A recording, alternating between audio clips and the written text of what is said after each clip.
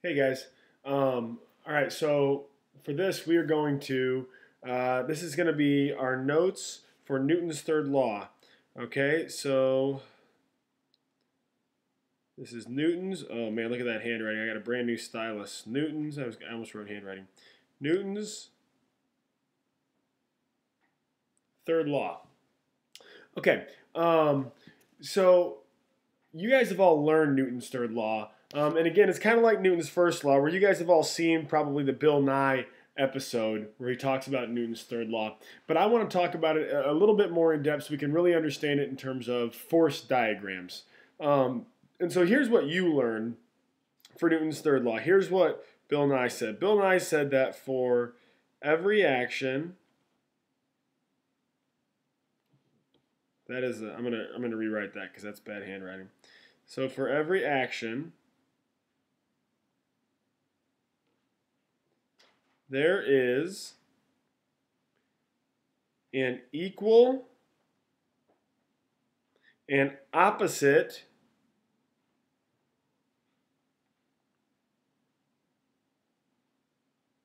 reaction. Okay? So we said for every action there is an equal and opposite reaction. And that's good. That is the true definition of Newton's third law. But like Newton's first law, we need to sort of dive into that and figure out what that really means when we're talking about real world situations. So when we break this down, the first really important thing, this says every action there's an equal and opposite reaction. So that means that there's no actions, no forces that exist by themselves. So the first thing we really need to know, okay, is that forces always occur in pairs.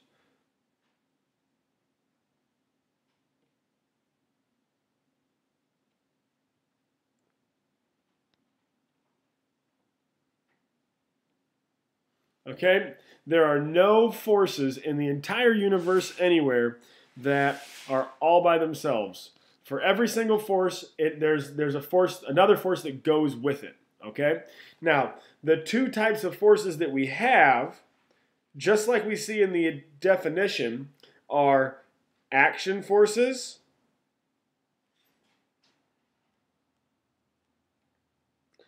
and reaction forces. So really, we can almost rewrite our original one to say for every action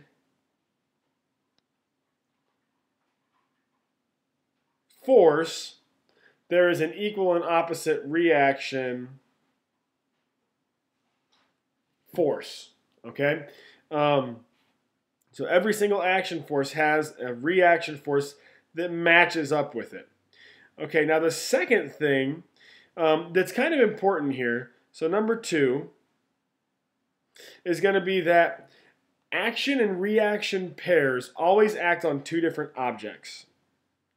So we're going to do this. We're going to say action slash reaction pairs always act on two different objects. Okay, so far, all of our force diagrams, we've always identified one single receiver. Well, for action-reaction pairs, there's actually going to be two receivers. So one receiver receives the action, the other receiver receives the reaction. So there's always got to be two different objects in an action-reaction pair. Now, the third thing that's really important here, okay, and this is where the rest of that original definition comes in, okay, is that, actually, here's what I'll do. I'm going to save myself a little time here.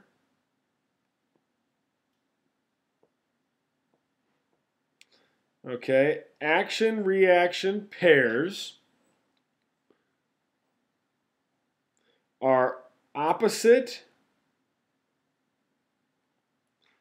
directions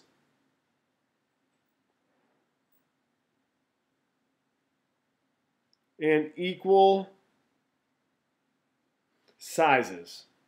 Okay, so let's make sure we get that all written down. And let's kind of go back through what we just learned there. So we said that for every action force, there is an equal and opposite reaction force. Okay? And so the first thing that we need to know is that all those forces occur in pairs. For every action, there has to be a reaction. The action and reaction have to occur on different objects. So I can't have an action force and a reaction force both acting on me. They have to act on different objects. And then finally, they are opposite directions, equal sizes. That's why that original thing said equal and opposite. It's equal sizes, but opposite directions. Okay, so let's just do a couple of examples real quick here. So we talked about in class a person jumping, okay? So when I jump up off the ground, so let's draw a really nice picture of Mr. McSparron about to jump off the ground. We'll have my feet touching the ground, okay? And so I'm going to jump. Now when I jump up in the air, the obvious thing is that I exert a force, okay? So we know that I exert a force downward on the ground. But at the same time, the ground exerts a force upward on me. So I push against the ground, all right? So that's going to be, so there's going to be an applied force where I push on the ground, but there's also an applied force where the ground pushes back up on me. Now notice that I drew these two things the exact same length, okay? So they have to be equal and opposite. Now another one, and I kind of like this example, okay, is we can think of a hammer hitting a nail, okay? So imagine you've got a nail, and you're trying to drive that nail into the wall, and so you're going to use your hammer. Let's see if I can draw a good hammer here. I bet you I can. Okay, hammers kind of have that claw like that. Oh man, what a great hammer. Okay, so when that hammer swings, check this out, we'll even like do this, all right? So when that hammer comes back and it strikes, oh man, look cool. So it strikes the nail. We know that the hammer is going to exert a force this way, that's an applied force, on the nail. But at the same time, the nail applies a force that way onto the hammer. And so if you want to think about this, think about if the hammer was made of glass. Well, when we hit the nail, the hammer would probably break. So a force had to break the hammer. So that force came from the nail. So every time we have an action force, we have an equal and opposite reaction force. So notice that again, I made... All right, I took this arrow and I drew an arrow that's the same length but in the other direction. Okay, finally, an example that I really like to think about are two vehicles driving towards each other. Let's say we've got like a little fancy convertible, okay? And then we've got like some sort of big, maybe a dump truck or something like that, or maybe a moving truck. All right, so I've got two vehicles driving towards each other, okay?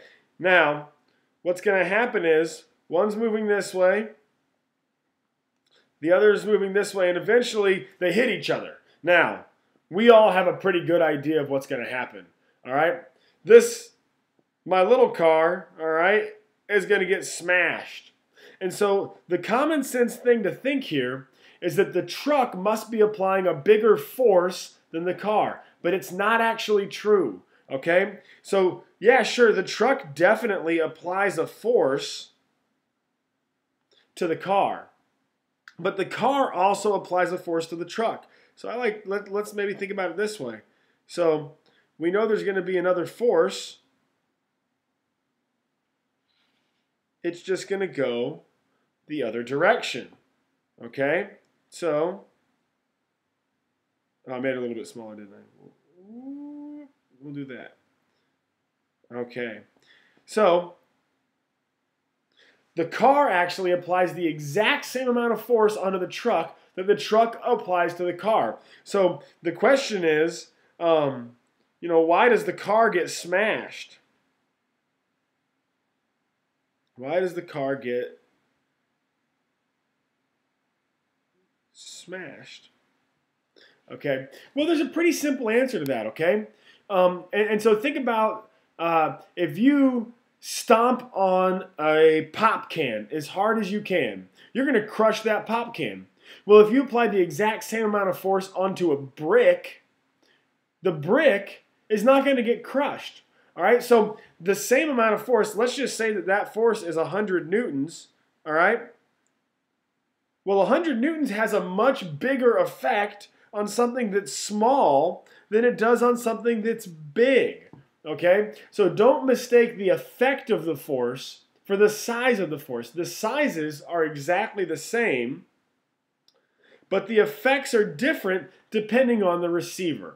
Okay? All right, so those are our notes. Now you guys are going to have some practice stuff to work on. Thanks.